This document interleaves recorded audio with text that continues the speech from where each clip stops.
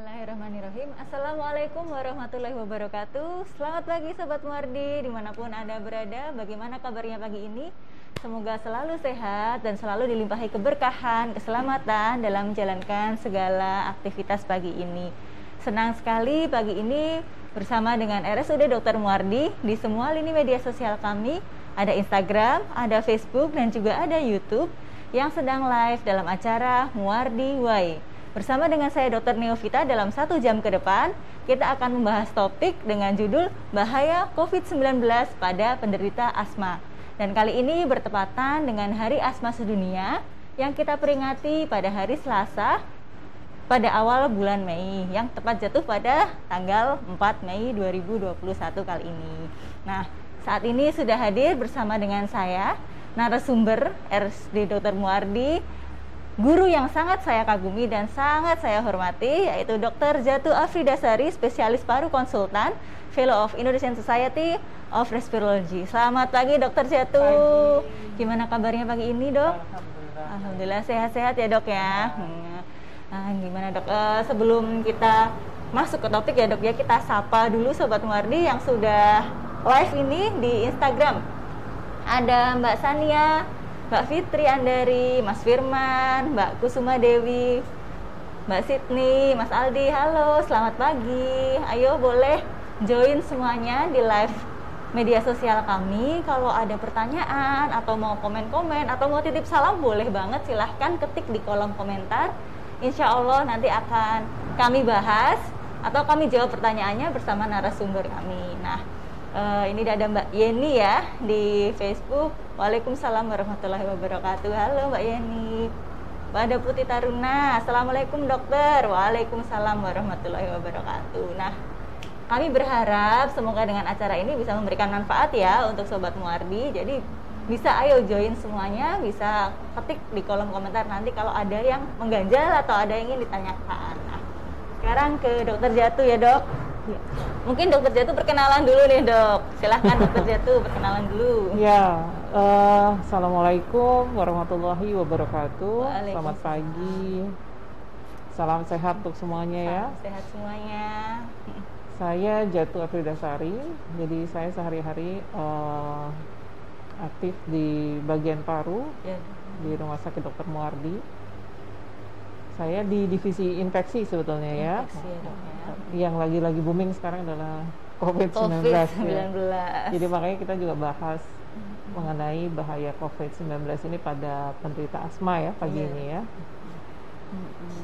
Nah, ini Dokter Jatu ini sudah ahlinya benar-benar karena memang beliau di bagian infeksi, dan saat ini kita tahu sendiri ya Sobat Muardi bahwa COVID-19 pandemi ini belum berakhir dan kita semua masih harus waspada karena kita semua pasti khawatir jika kondisi di sini seperti kondisi di negara lain, contohnya India. Dan semoga kita tidak jatuh ke kondisi seperti itu ya. Nah, ini kita sapa lagi Sobat Muardi. Mbak Salsabila, Samarinda hadir. Wah, jauh banget nih dari Samarinda. Di Instagram juga ada Mbak Frida, M Huda Jomban. Selamat pagi semuanya. Nah, kita mulai masuk ke topik ya, Dok ya. Bahaya COVID-19 pada penderita asma.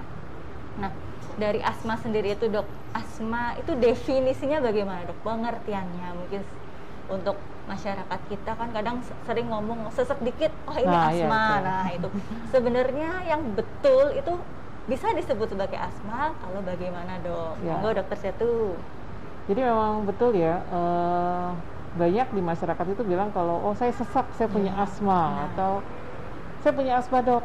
Tapi ternyata setelah dilakukan wawancara kembali, kemudian pemeriksaan fisik, ternyata bukan ya. Iya, Dok, betul. Karena memang gejalanya kan biasanya kalau asma kan sesak. Iya, Dok. Ya, sesak atau mengi mungkin ya bahasanya. Mengi, ya. Jadi sebetulnya tidak semua mengi itu dikaitkan dengan asma, karena kan banyak juga penyakit lain yang terkait dengan mengi tadi ya. Jadi kalau asma sendiri kan definisinya ada penyakit keradangan yang kronis atau keradangan yang menahun ya di saluran nafas kita ya. Dan itu biasanya ditandai dengan rasa sesak nafas, kesulitan bernafas, atau dada terasa berat, atau bunyi meng ya, itu salah satunya ya kan. Dan biasanya ini bisa juga membaik walaupun tanpa diobati nih ya, misalnya untuk yang kasus-kasus yang awal, atau memang ada yang butuh pengobatan. Dan gejalanya ini kan biasanya menjelang dini hari ya, biasanya itu menjelang dini hari atau malam hari gitu. Kemudian juga banyak juga yang salah menginterpretasikan kalau misalnya asma ini harus dari kecil. Oh iya, betul sekali dok. Nah, padahal asma ini kan bisa terjadi di semua dekade kehidupan.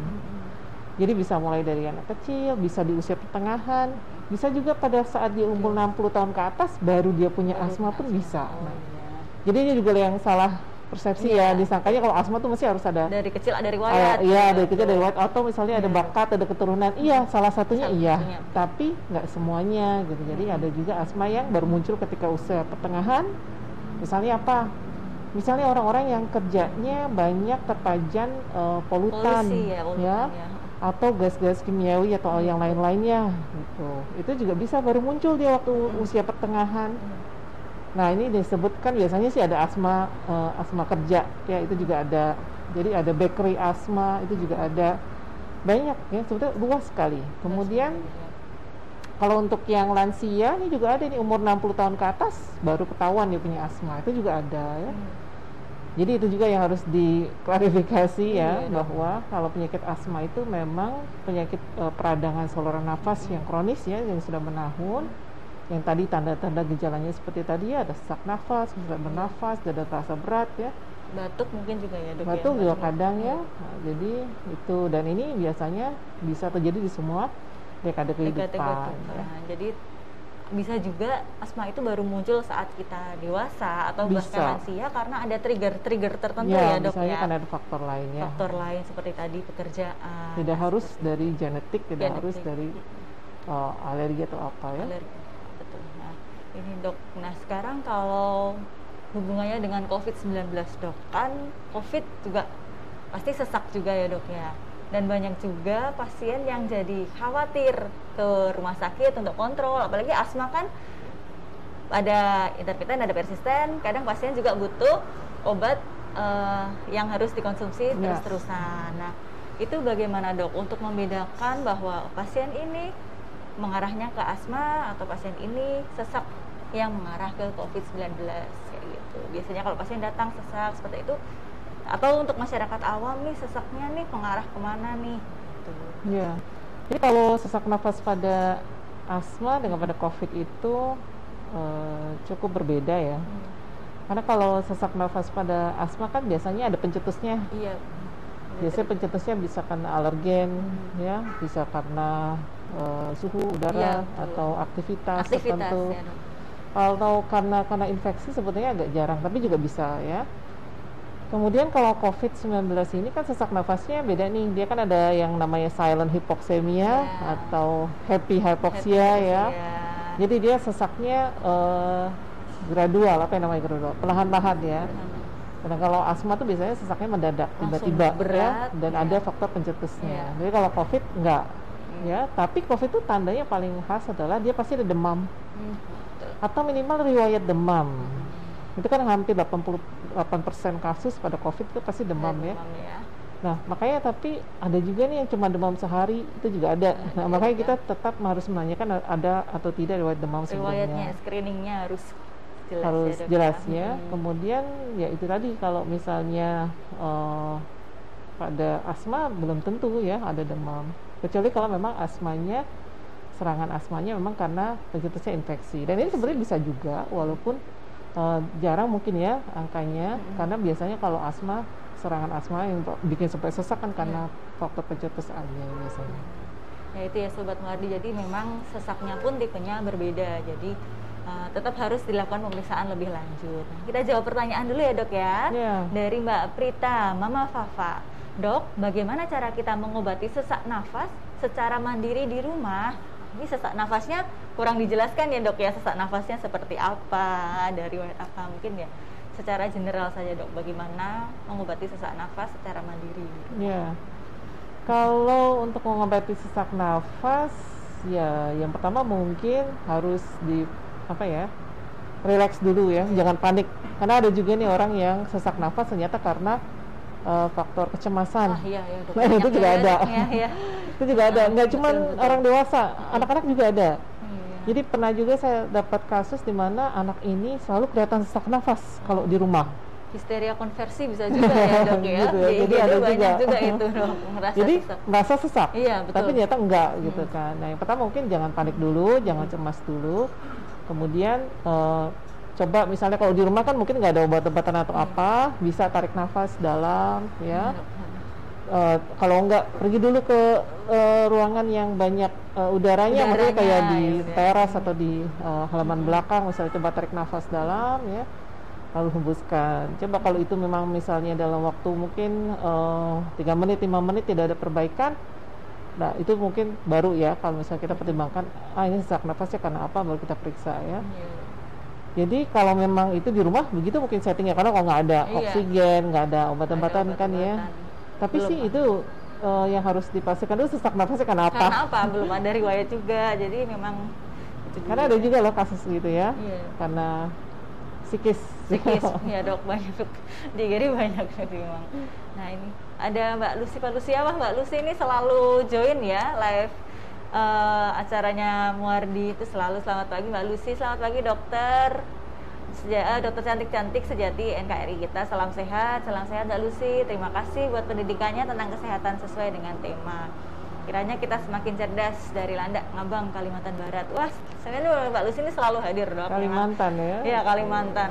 Kita banyak banget ini dari seluruh Indonesia. Kita sapa lagi yang dari Instagram. Ada Mbak Mariuni, ada Mas Aditya Wicaksono, ada Mbak Vero, ada Ibu Umi Kulsum, ada Mbak Retno, Mbak Maria, ada Mbak Eni. Selamat pagi. Boleh ayo kalau ada pertanyaan tentang asma atau mungkin tentang infeksi COVID-nya juga boleh, karena kita sudah kehadiran narasumber yang betul-betul ahli di bidang tersebut. Oh, ada Pak Dokter Nono juga ini join ya. Halo Pak Dokter, selamat pagi. Nah, dok, sekarang ke COVID-19-nya ya. Ini kan memang bahaya COVID-19 pada penderita asma. Sebenarnya banyak gak sih dok pasien kita mungkin yang di Muardi ini penderita COVID-19 yang sebelumnya sudah ada riwayat asma, dok? Kalau datanya sih mungkin kita hampir sama data di nasional ataupun di luar ya. Mungkin kira-kira ada yang bervariasi lah antara 14% sampai 23% ya, bervariasi sebetulnya ya. Jadi karena uniknya COVID-19 ini sebenarnya pada pasien asma tuh dia bisa, yang pertama ya, dia bisa memang memperberat. Iya dok. Tapi yang satu lagi di satu sisi malah justru orang-orang asma ini ada juga yang malah justru nggak kena COVID. Oh, iya. Jadi ada suatu kayak mekanisme dia bisa bertahan untuk melawan COVID-nya. Tapi di satu sisi ada juga golongan orang asma yang dia memang sangat rentan sehingga kalau dia kena COVID itu bisa jadi lebih berat. Berat lah. Nah, biasanya ini berkaitan dengan derajat asmanya. Semakin dia asmanya tidak terkontrol, definisi terkontrol ini juga harus kita klarifikasikan, karena disangkanya kalau terkontrol itu yang selalu kontrol, ya kan? Nah, karena bahasa orang awam beda. Ya. Saya asmanya terkontrol, kenapa? Saya kontrol terus setiap bulan? Enggak, bukan seperti itu. Jadi yang namanya asma terkontrol itu memang dari gejalanya, gejala harian, sama gejala waktu malam, ya, kebutuhan dia terhadap obat-obat bronchodilator atau obat pelega, ya. Jadi dinilai dari itunya ya, terkontrol atau tidaknya. Jadi bahayanya COVID-19 ini pada asma yang tidak terkontrol, dia bisa membuat gejalanya lebih berat ya. Tapi kalau untuk yang asma terkontrol, amazingnya nih dia seperti bisa mengalihkan, jadi sistem imunnya cukup bisa mengalihkan sehingga tidak terinfeksi dari COVID. Oh iya. Jadi memang beda-beda ya dok, tergantung individunya juga. Iya. Nah, kita jawab pertanyaan lagi ya dok dari Mbak Tania Dewi Ambar Arum. Kalau anak asma saat masih kecil, apakah bisa sembuh saat dewasa dok? Nah ini lagi, kita balik lagi ya. Asmanya benar apa enggak? Itu dulu ya, karena sangat mudah sekali orang menyebut bahwa saya punya asma, tapi ternyata setelah dilakukan pemeriksaan dan lain-lainnya ternyata tidak ada ya. Jadi kalau anak asma saat kecil, nah ini juga kan mungkin dari Perhimpunan Dokter Anak Indonesia juga punya ya kategori kapan anak disebut asma atau tidak ya. Jadi harus ada gejala hariannya, gejala malamnya, mungkin nggak ada fungsi parunya kalau misalnya memungkinkan. Tapi biasanya kalau anak-anak mungkin tidak ya. Kalau orang dewasa kan juga harus dinilai derajatnya dengan pemeriksaan fungsi paru. Bisa sembuh nggak sih? Nah, kalau asma tuh sebetulnya kalau beneran asma ya, kalau memang betul diagnosisnya asma, dikatakan sembuh ya nggak bisa. Tapi bisa dikendalikan. Ya. Jadi kalau asma memang nggak bisa sembuh, orang dewasa juga nggak, tapi bisa dikendalikan supaya dia tidak sering serangan, serangan, sehingga fungsi parunya tetap baik. Itu ya Mbak Tania Dewi, mungkin nanti bisa dilakukan pemeriksaan lebih lanjut untuk putranya, apakah sesaknya ini betul asma. Jika betul asma, memang sebaiknya dilakukan pengobatan secara rutin, misalnya sering kambuh atau sering serangan. Memang kalau sembuh tidak bisa ya dok ya, cuman memang dikendalikan serangannya bisa. Kita jawab lagi sekarang dari Instagram, Mas Firman Kusuma. Mohon izin bertanya dokter, apakah penyakit asma menjadi faktor resiko terinfeksi COVID lebih besar daripada orang sehat tanpa asma? Mirip dengan tadi yang sudah dokter Jatuh paparkan ya sebenarnya ya. Jadi kalau untuk yang orang asma punya faktor risiko untuk terinfeksi COVID kalau dia tidak terkontrol asmanya. Definisi tidak terkontrol tadi, misalnya dia serangannya lebih dari 2 kali dalam seminggu, banyak sekali dia kebutuhan obat pelega ya, inhaler atau apa lebih dari 2 kali misalnya dalam seminggu, kemudian sesaknya sudah mengganggu aktivitas walaupun sudah diberikan obat-obatan ya, dan fungsi parunya juga turun ya. Nah itu hati-hati karena kalau yang dia tidak terkontrol maka dia punya faktor resiko terinfeksi COVID lebih besar dibandingkan pasien yang tidak punya asma atau pasien yang punya asma tapi terkontrol. Seperti itu ya Mas Firman ya. Jadi memang dilihat dulu nih asmanya terkontrol atau tidak terkontrol. Misalnya tidak terkontrol ya itu tadi, misalnya serangan lebih dari 2 kali, sangat tergantung dengan obat pelega, mengganggu aktivitas, memang bisa jadi itu meningkatkan faktor risiko terinfeksi COVID ya. Nah, semoga menjawab pertanyaannya. Lanjut lagi ke Mbak Vero. Dok, bagaimana cara membedakan apakah kita sesak karena asma kambuh atau mengalami gejala COVID? Tadi sudah sempat dijelaskan ya, mungkin bisa ulangi lagi ya dok ya. Jadi kalau sesak karena asma yang kambuh ini biasanya kalau penderita asma tahu banget ya, karena kan asmanya ini kan sifatnya kita sebut episodik ya. Episodik itu dimana dia itu ada serangan di luar naturalnya dia yang membutuhkan pengobatan yang nggak biasanya ekstra ya, pengobatan ekstra. Nah biasanya nih tahu nih pasien asma ini benar-benar tahu kalau kapan dia tiba-tiba merasa serangan. Awal-awalnya sih biasanya mungkin rasanya kayak dadanya ampak atau mulai agak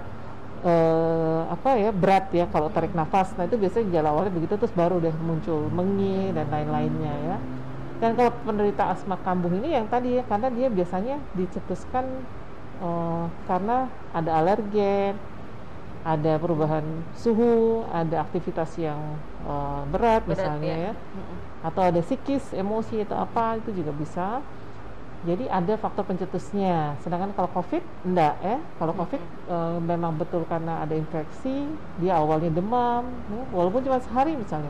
Atau nggak ada demam pun bisa ya, tiba-tiba nanti dia sesak nafas itu juga ada. Jadi bedanya adalah yang satu kalau asma pasti ada faktor pencetusnya, dan kalau yang COVID dia pasti ada demam atau demam sebelumnya ya. Nah, seperti itu Mbak Vero, mungkin bisa puas dengan jawabannya. Ya, sekarang kita lanjut ke pertanyaan selanjutnya dari Mbak Tiar Atasia. Dok, asma kan bisa diterapi dengan berenang ya? Kalau di masa pandemi seperti ini masih aman tidak ya dok untuk berenang? Nah, udah pada kangen semua untuk berenang ya zaman pandemi ini. Ya jadi sebenarnya kalau berenang sih tidak begitu direkomendasikan ya kalau zaman pandemi seperti ini ya. Apalagi kalau misalnya walaupun itu outdoor, tapi kan orang berenang nggak mungkin pakai masker. Iya. Nah itu masalahnya. Masker betul. Jadi tetap kalau untuk berenang sih kurang begitu direkomendasikan, kecuali kalau misalnya berenangnya memang di private pool atau jadi tidak tidak terlalu banyak orang ya. Tapi itu pun juga tetap harus hati-hati karena kalau di kolam renang pasti kita buka masker. Di treatment atau tidak juga kolam renangnya ya dok ya? Iya. Bekas orang sebelumnya itu, atau ya. gimana? Jadi makanya kurang begitu direkomendasikan sebenarnya kalau berenang ya. Kecuali tadi ada beberapa faktor yang memang sudah kita minimalkan ya. Oh iya, memang ada beberapa dok kolam renang sekarang mulai disewakan dok. Jadi untuk private saja tuh sudah mulai karena menyesuaikan dengan kondisi pandemi. Jadi ya kolam renang muslimah gitu menyewakan untuk satu keluarga saja gitu ya. Walaupun klaster keluarga juga ada itu juga bahaya. tetap diminimalkan. Iya, kita tetap harus jaga-jaga karena klaster keluarga juga masih ada. Ya kan. Jadi bukan berarti kalau ini keluarga saya kok aman, belum tentu ya kan. Ini teman kerja saya kok aman, belum tentu ya. Jadi tetap kalau misalnya pilihannya sih kalau terapi ya sampai saat ini selain dengan terapi obat-obatan, asma tuh paling jos banget ya kalau misalnya tuh kita bisa tahu faktor pencetus kita apa. Nah, betul loh. Dan menghindari itu udah. Jadi obat-obatan tuh udah hanya untuk mengikuti aja ibaratnya ya, hanya untuk pengontrol aja ya. Tapi kalau kita udah tahu faktor pencetusnya apa, kalau perlu makanya saya suka bilang sama pasien saya, kalau misalnya kepentok apa ya, terus jadi sesak, itu ditulis. Karena satu orang tuh bisa jadi pencetusnya banyak. Dan bisa jadi pencetusnya nggak cuma makanan, nggak cuma perubahan suhu, bisa jadi macam-macam pencetusnya ya. Banyak pekerjaan, stres juga bisa. Nah makanya saya bilang dicatat aja, ditulis, ditempelin di kulkas sama di kaca. Ya. Jadi supaya kita ingat ini loh yang bikin saya pernah sesak gitu kan. Nah habis itu apa? Dihindari. Nah itu sebetulnya yang paling penting pada pasien asma adalah edukasi. Edukasi itu yang pertama. Terus baru habis itu medikasi dengan obat-obatan untuk supaya mencegah supaya serangannya tidak berat, supaya tidak sering. Ya kan? Supaya fungsi parunya juga tetap baik. Terus kalau misalnya berenang atau aktivitas atau apa-apa masih banyak yang bisa direkomendasikan, misalnya senam pernafasan. Nah itu aman ya, senam pernafasan untuk pasien asma itu kan juga ada. Ada senam asma. Ya, di rumah juga bisa ya dok ya, dari YouTube sekarang sudah banyak saya lihat tuh senam asma. Dan di sini juga di Muardi ada. Di Muardi juga ada. Di Muardi juga ada senam asma ya, walaupun kita juga tetap pakai protokol kesehatan, tetap menggunakan masker, kita tetap bisa melakukan senam asma ya di Muardi. Jadi itu ya, kalau berenang mungkin sebaiknya pikir-pikir dulu deh. Pikir-pikir dulu. Wah, ini lanjut, ternyata ada pertanyaan yang mirip di Facebook dari Mbak Francisca Dewi. Dok, kalau di kolam renang itu pakai klorin. Kalau dengan klorin virus COVID mati nggak ya? Ini masih sambungan dengan yang tadi dok, gimana dok? Masalahnya virus ini kan adanya di droplet. Ya kan, di droplet ya. Jadi saya sih belum menemukan ada bukti bahwa dia bisa bertahan di air juga sih ya. Belum. Kalau dia bertahan di udara sudah mulai ada ya. Makanya curiganya sekarang virus COVID juga airborne ya, tidak hanya lewat percikan droplet ya, atau percikan apa namanya bahasanya apa ya kalau droplet itu ya. Percikan air liur atau apa ya gitu. Tapi kalau misalnya dengan klorin misalnya mati nggak ya? Nah, itu tergantung dari konsentratnya harusnya. Kalau misalnya luasnya, seberapa? Kolamnya luas, ya kan? Klorinnya berapa? Nah itu tergantung dari konsentratnya dong harusnya ya. Jadi makanya kita gunakan alkohol juga kan yang direkomendasikan sebetulnya 80%, bukan yang 70%. 70 ya, mestinya banyak sekarang. Padahal harusnya 80% baru dia efektif, dan itu pun harus digosok misalnya ya. Kalau misalnya kita pakai alkohol untuk di permukaan, walaupun katanya sih fomite, ini kan namanya transmisi lewat fomite ya, jadi nggak langsung. Jadi dari benda-benda yang bekas sebelumnya disentuh, kena, ada virusnya, kemudian kita sentuh dan kita nggak sengaja pegang muka ya kan. Jadi sebetulnya itu angka transmisinya rendah, tapi kan kita tetap harus jaga-jaga. Tetap waspada ya dok. Kalau untuk area-area yang gampang sekali atau sering sekali disentuh, misalnya gagang pintu, ya, terus kemudian eskalator segala macam. Tombol lift itu. Ya, tombol lift ya. Makanya sekarang lift juga dimodifikasi pakai pijakan kaki harusnya, ya kan? Sensor itu ya, juga. atau mau pakai sensor lain-lainnya. Jadi harusnya pakai alkohol 80% dan itu juga harus dibersihkan, ya, digosok dibersihkan. Kalau klorin kalau di kolam renang, nah itu dia konsentrasinya berapa itu yang harus dipertimbangkan, dan airnya sebanyak itu.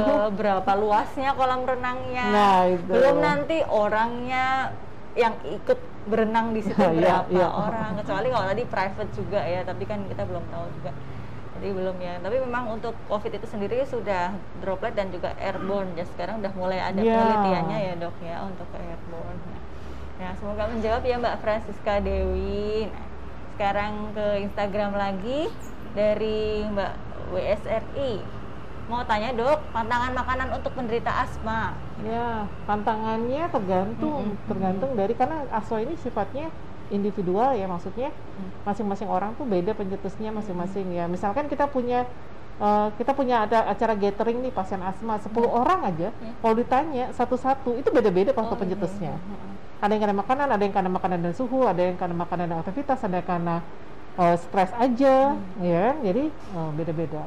Jadi tergantung dari individunya Individu sendiri. masing-masing ya. Tapi biasanya sih yang berkaitan dengan protein tertentu, atau misalnya coklat atau kacang-kacangan, biasanya kayak gitu ya, coklat, Iya, kacang-kacangan, protein tertentu kayak telur atau seafood atau yang lainnya. Cuman kalau ditanya sebenarnya individual sekali, Iya, masing-masing orang beda-beda ya. sangat Ada juga yang gara-gara karak, ada juga iya, ya karak. gara-gara ramba, itu juga ada. Jadi masing-masing berbeda-beda. Mungkin betul seperti yang sudah disampaikan oleh dokter Jatuh, misalnya Sobat Muardi memang ada gejala asma dan sudah termasuk penderita asma, mungkin bisa dicatat setiap apapun yang Sobat Muardi rasa itu menyebabkan kecentok bahasanya, setelah itu sesak langsung dicatat, ditaruh di dinding kamar, di kulkas, jadi keluarga tahu, Sobat Muardi juga tahu, jadi bisa menghindari trigger-trigger atau pencetus itu. Seperti itu ya, semoga menjawab. Nah, ini ada Dokter Nono pembicara dan hostnya Ubu semua. Terima kasih dokter. Salam dari server India. Waduh. Oh, lagi di India dia. Bahaya dong nih.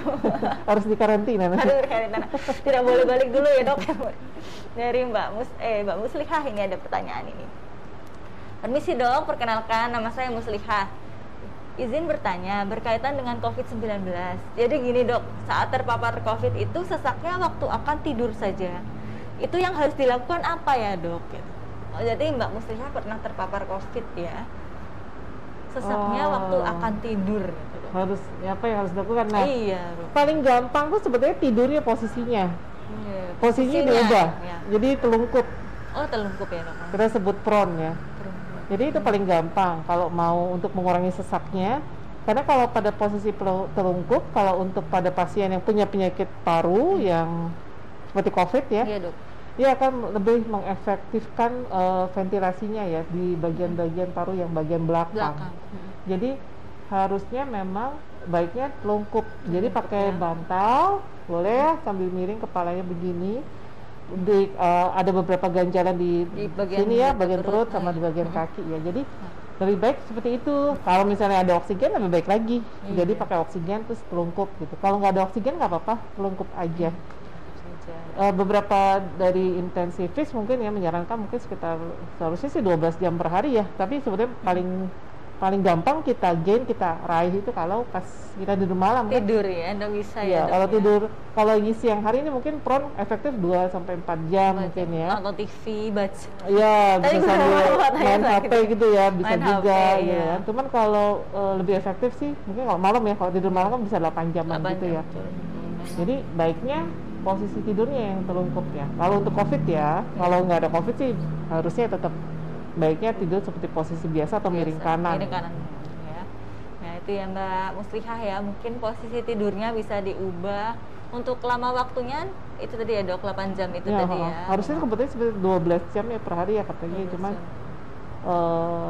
susah kan kalau 12 jam kalau siang hari ya. Kerja ya dok ya. Jadi pas tidur malam aja lumayan ya kalau dapat 8 jam ya. Iya. Kita sapa lagi, ada banyak banget ini yang sudah join di Instagram. Selamat pagi semuanya. Ini ada pertanyaan dari Mbak Pang I. Halo, selamat pagi dok. Bisa diberikan tips untuk menjaga atau merawat anak yang memiliki asma? Nah ini pertanyaan seluruh ibu-ibu ya yang putranya menderita asma. Bagaimana tips menjaganya dok? Jadi yang pertama kali harus dipastikan untuk diagnosisnya ya betul asma atau bukan, itu dulu. Kemudian kalau memang sudah betul ada asmanya, maka yang harus diperhatikan betul yang pertama adalah untuk mengenali kira-kira anak ini sesak kalau kenapa. Habis aktivitas apa, apalagi ada stres mau ujian, juga orang juga bisa. Kemudian juga makan apa. Makan ini sangat luas sekali ya, spesifik, nggak terlalu spesifik, jadi memang luas sekali, bisa jadi karena apapun. Misalnya tadi ya, anak-anak tuh misalnya kebanyakan sih karena kacang-kacangan, coklat, telur atau seafood dan lain-lainnya ya. Dan itu yang pertama kali itu dulu ya, jadi supaya kita bisa menghindari yang menyebabkan dia sesak, itu paling penting. Baru setelah itu obat-obatan. Obat-obatan berarti harusnya konsultasi ke dokter, obat jenis apa yang bisa dikonsumsi oleh anak tersebut ya. Karena kan obat asma ada yang sifatnya pelega, ada yang sifatnya pengontrol ya. Nah, itu apakah butuh dua-duanya atau hanya salah satu, dokternya yang lebih paham ya. Kemudian aktivitas tadi ya, aktivitasnya juga karena ada beberapa asma yang dicetuskan malah justru karena aktivitas. Iya, lelah gitu bisa ya. Bisa, karena ada exercise induced asma ya. Betul, itu juga ada. Jadi konsultasi juga ke dokter, kira-kira yang paling baik untuk anak saya apa nih, apa namanya, olahraganya ya dan lain-lain. Jadi asma itu sebetulnya mudah untuk dikendalikan kalau kita betul-betul bisa mengenali faktor pencetusnya faktor apa. pencetusnya. Balik lagi memang kata kuncinya adalah untuk asma faktor pencetusnya. Misalnya kita atau keluarga ada yang menderita asma, memang harus dicari tahu begitu tahu, sadar, langsung kita selalu ingat-ingat dan kita catat apa ini faktor pencetus yang menyebabkan kita menjadi asma. Kalau untuk Pak I misalnya untuk konsultasi, misalnya anak-anaknya masih di bawah 18 tahun ke dokter anak berarti ya dok. Kalau di atas 18 tahun bisa ke dokter spesialis paru, seperti itu. Nah, ini kita sapa dulu, ada Mbak Santi, Mbak Nistia, Mbak Versun, Mas Bodong, Mbak Nisa, Mas Ahmad. Selamat pagi semuanya, terima kasih sudah join. Ada Dokter Linda juga join, selamat pagi dokter. Ini ada pertanyaan lagi dari Mbak Pinky Lorenza. Saya penderita asma dok, juga autoimun. Udah imun ya, bagaimana cara mencegah agar kita tidak terdampak COVID dok? Juga saya dada sebelah kiri sering nyeri sampai punggung. Itu kenapa ya dok? Apakah perlu melakukan CT scan ya dok? Ya, jadi kalau untuk penderita asma dan autoimun, jadi ini double ya. Ada lanjutannya dok? Mana? Sampai kadang jika nyeri asma kambuh, saya sampai kejang. Oh, sampai kejang. Ya. Asma dan autoimun, betul. Ya, jadi kalau kita sebutnya mungkin polikomorbid ya. Jadi ada asma, ada autoimun, berarti tidak hanya satu ya, komorbiditasnya. Ini memang sangat rentan ya untuk terinfeksi COVID. Jadi apa yang harus dilakukan? Yang sampai sekarang yang paling efektif adalah 5M. Masih ya. Walaupun sudah divaksin tetap harus 5M. Kita sudah banyak sekali lihat kasus di depan mata kita. India sekarang seperti apa, target vaksinasinya dia seberapa persen, kemudian sekarang terjadi tsunami COVID ya, karena dilepas itu 5M-nya. Makanya vaksin tidak akan efektif kalau 5M tidak dijaga.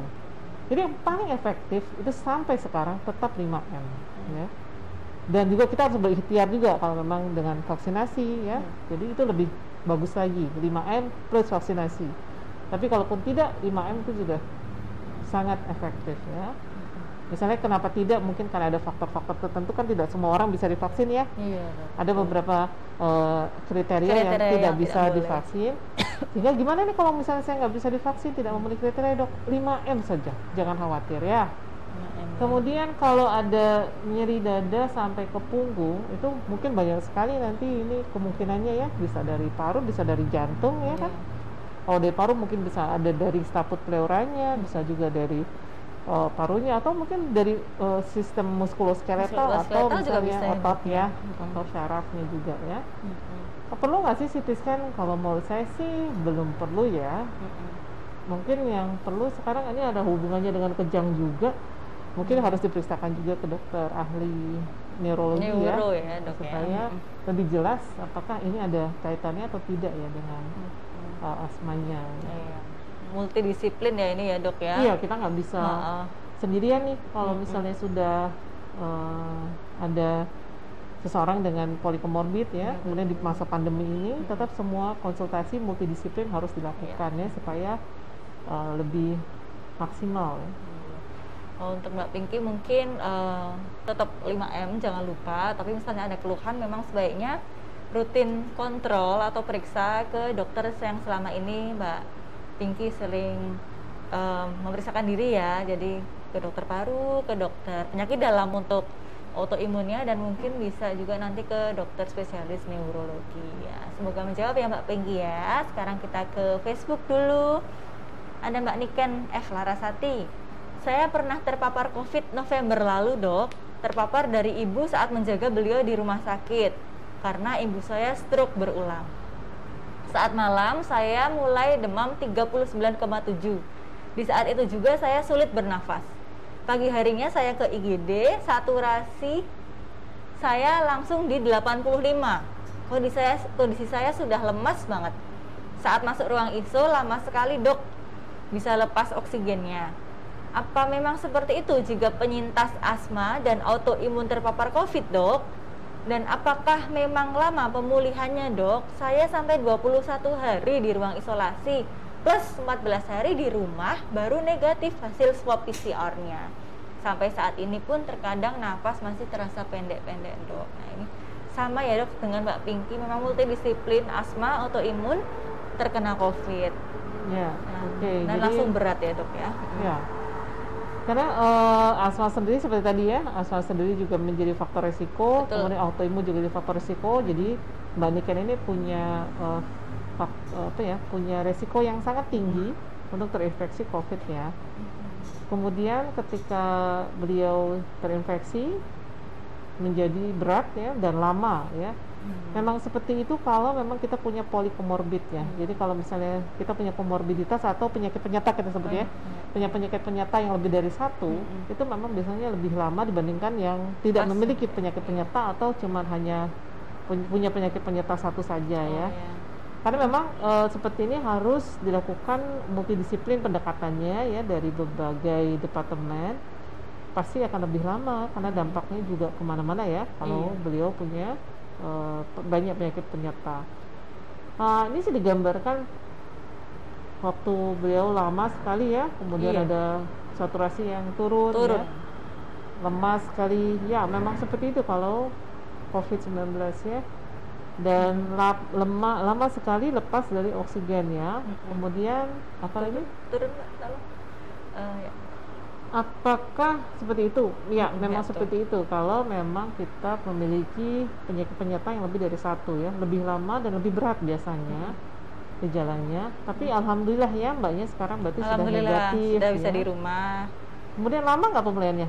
Nah ini tergantung ya, tergantung apa? Tergantung dari luasnya luka sebelumnya yang waktu saat terkena COVID ya. Kemudian sampai sekarang masih terkadang nafas masih pendek-pendeknya. Ini yang disebut fenomena long COVID ya. Dok. Ada fenomena long COVID pada beberapa penyintas COVID-19 ya. Dan ini bervariasi, masing-masing orang beda-beda. Ada yang hilang dalam gejalanya semua, ada yang hilang dalam waktu mingguan, ada yang bulanan ya. Sampai sekarang sih nggak ada yang sampai tahunan ya, semoga nggak ada ya. Cuma berbulan-bulan sampai ada yang 7 bulan, ada yang 9 bulan juga ada ya, yang baru benar-benar hilang semua ya. Nah, semuanya tergantung dari luasnya luka saat beliau terinfeksi COVID tersebut. Jadinya masing-masing orang beda-beda, jadi nggak bisa disamakan ya. Apalagi tadi ya, ada yang punya penyakit penyerta satu, ada yang dua, ada yang tidak punya. Nah, itu. Tapi saran saya sih, kalau untuk mengurangi semua gejala itu bisa ke dokter ahli kedokteran fisik ya, rehabilitasi. Jadi supaya betul-betul bisa kembali 100% pulih. Kondisi pulih ya, seperti sebelumnya ya. Insya Allah masih bisa ya. Ya. Semoga menjawab ya Mbak. Mungkin bisa betul dilanjut memeriksakan diri atau kontrol ke dokter spesialis kedokteran fisik dan rehabilitasi medis supaya fungsi sehari-harinya, fungsi sosialnya bisa kembali pulih seperti sebelum terkena COVID. Tapi memang betul ya dok ya, untuk pemulihannya butuh waktu, apalagi dengan polikomorbid seperti harus kasus sabar ini. Ya, tapi bisa. Insya Allah bisa ya. Kita lanjut ke pertanyaan selanjutnya dari Mbak Eka Rahma. Assalamualaikum. Waalaikumsalam warahmatullahi wabarakatuh. Saya punya sesak nafas semenjak hamil si kembar. saya pernah terpapar COVID, tapi alhamdulillah sebagai orang meski di ruang COVID 21 hari karena nunggu putri saya yang COVID juga. Tapi sekarang sesak nafas sering kambuh, apalagi kena debu atau cuaca dingin. Hasil ronsennya bagus. Kenapa sesak nafas semakin parah ya, Dok? Ini hamilnya sudah lahir atau belum ya? Kayaknya dulunya ya, jadi Biasanya semenjak hamil sekembar. ya mungkin sejak hamil sampai sekarang. Nah ini yang saya bilang tadi, bahwa ada asma yang muncul di pertengahan usia, jadi dekade ketiga atau keempat kehidupan ya. Yang sebelumnya sih nggak ada, misalnya sebelumnya nggak pernah ada riwayat asma, atau misalnya nggak punya bakat di keluarga, nggak ada riwayat alergi. Tapi ketika dia hamil, dia tiba-tiba ada sesak nafas nih, dan ternyata ada nih diagnosis yang kita sebut asma pada kehamilan ya. Jadi itu juga ada, asma pada kehamilan itu ada, dan itu biasanya muncul saat beliau itu hamil ya. Nah sekarang kena COVID apa enggak sih? Kena COVID jadi? Iya betul ya. Sempat masuk di ruang COVID 21 hari. Oh iya. Ya. Nah, tapi alhamdulillah sudah sembuh ya. Kemudian sekarang apa masalahnya? Sekarang masih sesak, terus kemudian ronsennya bagus. Nah berarti ini kelainannya kemungkinan terutama di saluran nafas. Kalau memang betul ronsennya bagus ya, kemungkinannya adalah di saluran nafasnya. Nah berarti kan harusnya sekarang diperiksakan kembali. Maksudnya apa? Karena kalau asma itu kan ada derajat-derajatnya. Kadang derajat ini bisa bergeser dari yang ringan ke sedang, sedang ke berat. Kadang dari berat juga bisa nih bagus jadi ke sedang, kadang ke ringan ya. Jadi derajat ini bisa bergeser tergantung dari apa? Tergantung dari individunya. Apakah dia bisa mengendalikan faktor pencetusnya, obat-obatannya sudah benar apa belum? Nah itu dia. Jadi sebaiknya sih diperiksakan kembali ya. Seberapa berat sih sekarang asmanya gitu kan. Ada nggak sih kaitannya sama COVID-19 misalnya nanti akan memperberat itu? Mungkin ada, mungkin tidak ya, karena tergantung dari lukanya dulu sampai mana ya. Karena COVID-19 itu kan bervariasi. Dia bisa menyerang di jalan nafas yang atas aja, atau yang bawah, atau bisa sampai ke paru, itu juga bisa ya. Jadi tergantung kemarinnya gimana juga. Iya, itu ya Mbak, semoga menjawab ya. Sekarang lanjut ke Mbak Hikmah Irmalia. Dok, bagaimana cara membedakan sesak nafas karena asma dengan sesak nafas karena asam lambung? Saya pernah bronkitis, tapi asam lambung juga. Nafas sering pendek di ulu hati, terasa nyeri. Kalau asam lambung mungkin bersesak ya dok ya, bukan sesak ya dok ya. Iya, cuma ya mungkin itu ya istilahnya. Ada sesak nafas, ada besesak ya. Ada juga ada begitu. Cuma asma ini berkaitan erat juga dengan kelainan di lambung. Ada yang kita sebut GERD dengan asma ya, itu sangat berkaitan sekali. Jadi saat dia meningkat nih asam lambungnya, dia bisa mencetuskan batuk kering tapi sering ya, batuk-batuk kecil tapi sering, kemudian nggak berdahak, kemudian juga bisa sampai sesak nafas atau mengi. Jadi memang berkaitan sekali. Makanya biasanya kalau seperti ini kita harus kolaborasi ya. Jadi dokter penyakit dalam dengan dokter parunya juga, supaya dua-duanya bisa tertangani baik ya. dengan baik ya dok ya. Jadi kalau bedanya ini mungkin sesak nafas karena asma dengan sesak nafas karena asam lambung ya tadi juga ya, sebetulnya sama. Ini agak mirip. Agak mirip ya. Tapi kalau sesak nafas karena asma biasanya bisa juga sampai mengi. Ya kan? Sensasi sesaknya bisa cuman rasanya kayak dadanya berat, atau air hunger, atau rasanya kayak haus akan udara ya, atau sampai mengi ya. Tapi kalau sesak nafas karena asam lambung memang biasanya tidak berhubungan dengan mengi ya. Biasanya berhubungan dengan faktor pencetus yang lain, misalnya makanan, terutama makan ya. Atau stres juga bisa ya, karena kita tahu kalau gastritis itu 80% lebih mungkin karena psikologisnya. Tapi tadi ada hubungan antara keduanya, dan ini yang harus sama-sama diterapi bareng-bareng. Diterapi, diwaspadai penyebabnya apa dan dihindari pencetusnya apa. Dua-duanya memang ada hubungannya, tapi bisa dibedakan ya. Tapi bisa juga dua-duanya ya dok ya. Jadi bisa juga dua-duanya, bisa juga dua-duanya. Jadi bisa juga overlap ya gejalanya. Memang betul banget kata kuncinya, memang berarti pencetus ya, memang harus dihindari. Iya. Dengan asma itu. Kita sapa dulu yang di Instagram. Ada Mbak Rizky, ada Lasis Kebuli, Mbak Halimah, Mbak Noah Aistesia, selamat pagi semuanya. APD Gaun Jogja, hai, kirim jempolnya, oke. Nah, ayo Sobat Muardi, kalau ada pertanyaan bisa lagi kirim-kirim di kolom komentarnya, nanti akan dijawab oleh Dokter Jatuh. Nah, Untuk kondisi sekarang dok, COVID-19 sendiri di RSUD Dr. Muardi mendekati Lebaran sekarang ini dok. Iya. Mendekati Lebaran dan juga berita di luar sana seperti itu, banyak varian baru dari virus COVID-19. Nah ini ada saran nggak dok untuk Sobat Muardi, apa yang sebaiknya kita lakukan, apalagi ini hari besar dok, baru menjelang saja toko-toko sudah ya aduh, banyak yang abai dengan semuanya 5M, 3M semuanya diabaikan. Nah itu ada saran mungkin dok, sambil nunggu ada pertanyaan lain nanti dari Sobat. Ya, jadi tetap kami sarankan untuk semuanya memperhatikan dan melakukan protokol kesehatan dengan sebaik mungkin ya. Karena jangan sampai lengah. Kita banyak sekali mendengar berita-berita dari luar ya. Tetap tenang ya, tetap tenang, tidak gegabah. Juga tetap betul-betul bisa melaksanakan prokes dengan baik ya. Karena dengan 5M insya Allah semuanya masih bisa dikendalikan ya. Apalagi 5M plus vaksinasi itu juga lebih baik lagi ya. Iya, betul. Jadi untuk kami sih mendukung apa anjuran dari pemerintah untuk tidak mudik ya. Tidak mudik betul. Tidak mudik, baik itu mudik lokal, apalagi mudik regional, apalagi mudik internasional. Jadi jangan mudik ya. Kemudian bukan apa-apa, silaturahmi sekarang masih bisa dilakukan dengan metode apapun ya. Kita sudah punya banyak kemajuan di bidang teknologi, sehingga kita tetap harus menjaga jarak ya. Betul-betul meminimalkan untuk berkerumun ya. Tetap menggunakan masker, jadi jangan mudik ya. Terus dan sekarang juga yang dimaksud belanja pun juga bukan belanja langsung ke tokonya, bisa saja online ya. Kirim hampers untuk keluarga tersayang bisa sekali, bukan promosi, cuman untuk menghindari peningkatan kasus COVID-19.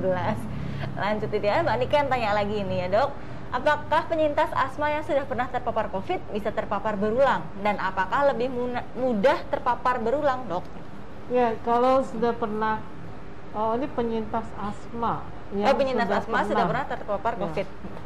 Bisa terpapar lagi ya, karena tidak cuma penyintas asma, yang lain juga masih bisa terpapar lagi. Kalau kita tidak menjaga tadi ya, 5M tadi ya. Dan apakah lebih mudah terpapar? Sebetulnya sama ya, sama resiko sama aja. Sama dengan ketika kita sebelumnya. Jadi makanya kalau para penyintas COVID itu jangan berarti kalau sudah pernah kena nggak bakal kena. Santai, jadi jangan ya. Ada yang berpendapat kalau saya kan udah pernah kena kemarin nggak apa-apa kok, nggak ada gejala. Nah itu sering banget ya. Aduh. Nggak apa-apa kok, yang kemarin nggak ada gejala gitu kan. Jadi abai atau misalnya agak longgar ya, agak lengah itu jangan ya. Jadi tetap, karena walaupun sudah pernah kena COVID tetap bisa punya resiko yang sama untuk kena kembali. Masalahnya itu kalau kita nggak jaga 5M. Lebih mudah terpapar berulang atau tidak ini tergantung dari daya tahan tubuhnya ya.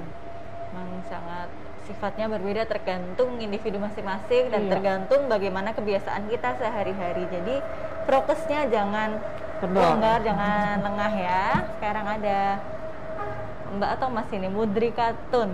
Assalamualaikum Bu Dokter, mau tanya, saya pernah terkena COVID, sudah melakukan isman, vaksin sudah 2 kali.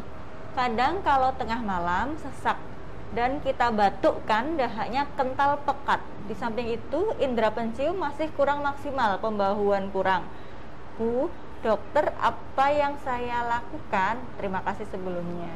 Ya, jadi beliau penyintas COVID ya? Iya, isman ya dulu ya dong. Sudah vaksin juga vaksin sekarang? Vaksin juga sudah ya. Kalau tengah malam sesak dan batuk dahak, berarti ini mungkin ada gejala sisa. Jadi masih mungkin ada gejala sisa karena COVID yang sebelumnya. Jadi sebetulnya yang kami sarankan dari tim SARI Rumah Sakit Dr. Muardi, kalau untuk para penyintas COVID ini setelah dinyatakan sembuh ya, setelah dinyatakan negatif, itu tolong perhatikan bahwa ada beberapa penyintas yang masih menyisakan gejala-gejala yang kita sebut gejala sisa dan yang disebut fenomena long COVID. Nah, ini sebetulnya bisa diatasi dengan cara apa? Dengan cara melakukan konsultasi dengan rehabilitasi dengan dokter ahli kedokteran fisik dan rehabilitasi ya. supaya itu tadi ya bisa beraktivitas kembali dengan 100%, tidak ada gejala sisa lagi. Jadi insya Allah masih bisa kalau bisa dilakukan pemeriksaan.